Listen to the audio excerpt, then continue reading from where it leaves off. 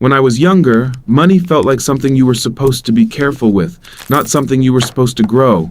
The plan, as far as I understood it, was simple. Work hard, save whatever you could, and keep that money somewhere safe.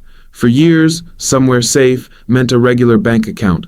No risk, no stock market, no surprises. It felt responsible. It felt like the smart, cautious thing to do. What I didn't understand back then was that I was taking a risk the entire time, just a quieter, slower one, the kind that doesn't show up as a dramatic loss on a screen, but as money that buys a little less every single year without ever announcing it. That realization changed how I think about money completely. And once you understand why, it might change how you think about it too. Here's the problem with simply saving money and leaving it in a bank account: inflation.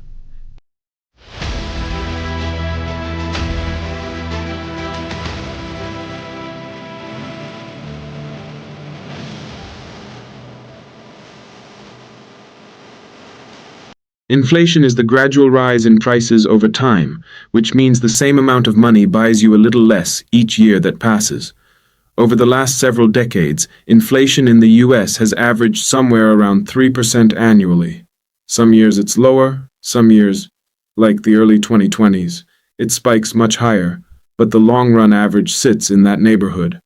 Most standard savings accounts pay nowhere near that. If your money is earning 1% interest while prices are rising 3%, you are not standing still. You are losing roughly 2% of your real purchasing power every single year, even though the number in your account never goes down.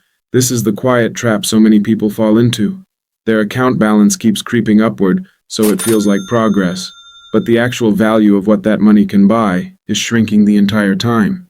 To genuinely grow your wealth, not just preserve the number on a screen, but the actual value behind it, you need your money earning more than inflation takes away. Historically, the stock market has been one of the most reliable tools for doing exactly that. So how does investing in the stock market actually work? When you buy a stock, you're purchasing a small ownership stake in a real company. As a shareholder, there are two main ways that ownership can make you money. First, if the value of the company grows and its share price rises, you can sell your shares for more than you paid. Second, some companies distribute a portion of their profits directly to shareholders in the form of dividends. Regular payments you receive simply for owning the stock without ever needing to sell it. But the real engine behind long-term investing isn't a single stock doubling overnight. It's compound interest, growth that builds on top of previous growth year after year. Here's a concrete example. The S&P 500D, an index tracking 500 of the largest publicly traded companies in the US, has historically returned an average of around 10% per year over the long run, including dividends. If you invested $250 a month into a fund tracking that index and earned an average 8% annual return, after roughly 35 years, you would cross $500,000. Keep going for another decade at that same pace, and you'd be well past the $1 million mark. None of this requires picking a winning stock or timing the market perfectly. It requires consistency and time. The two ingredients compound interest actually runs on. This is where index funds come in, and they're worth understanding properly, because they solve a problem individual stock picking can't.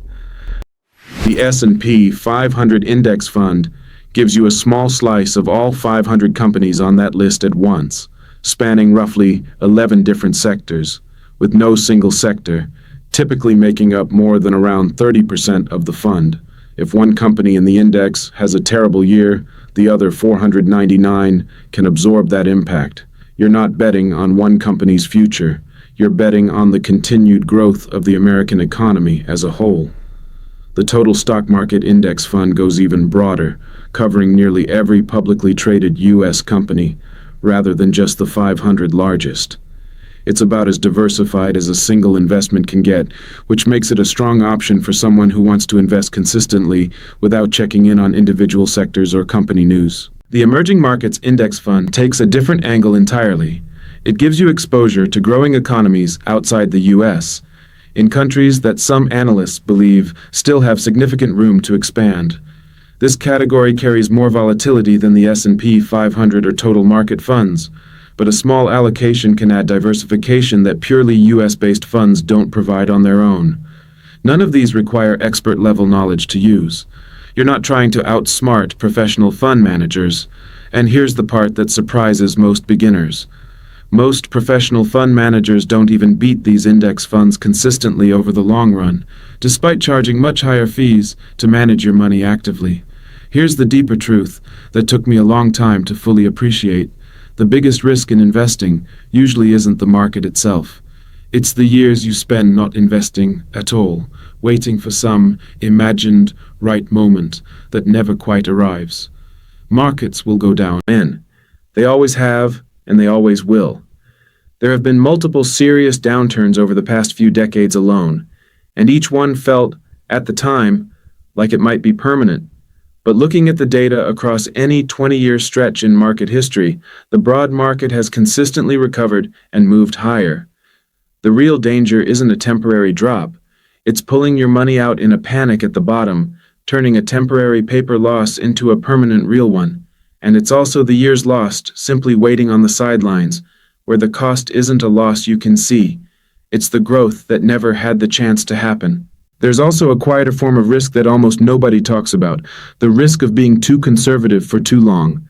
Money sitting in a low-interest account for decades isn't safe in the way it feels safe. It's simply taking a slower, less visible kind of risk, one that erodes value steadily instead of all at once. Time is the single ingredient in this entire process that you can never buy back. The earlier your money starts working, the more years compound interest has to do the heavy lifting on your behalf, rather than you doing all of it through contributions alone. So how should you actually approach this? First, before investing a single dollar, pay down any high-interest debt, particularly credit cards, which often charge well above what the stock market is likely to return in any given year. There's little point chasing an 8 to 10% return while paying 20% or more in interest elsewhere. Second, build an emergency fund covering roughly 3 to 6 months of essential living expenses. This protects you from being forced to sell investments during a downturn simply because you needed quick access to cash.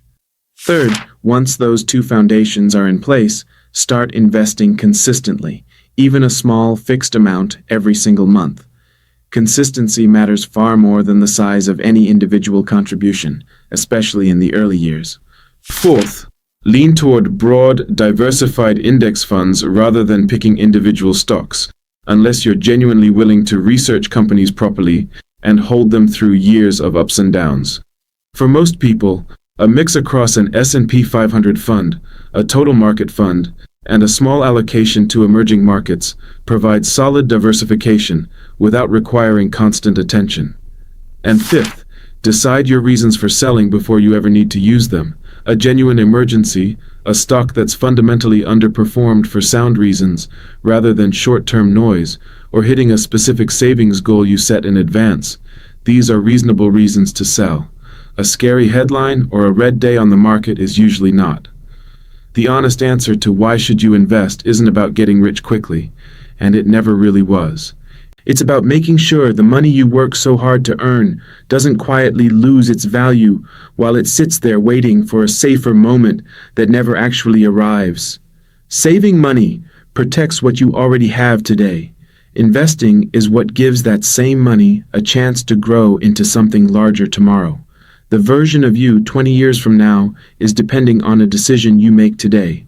Not a dramatic one, just a consistent one, repeated patiently for as long as you're willing to stay in the game. And that is a wrap on today's video. If this gave you a clearer reason to actually start investing, hit the like button. It genuinely helps more people find this channel. And if you're not subscribed yet, tap subscribe and hit the bell so you never miss a video. Every single week we break down another money topic just like this one. I'm Mark from Mark the Investors. I'll see you in the next one. Take care.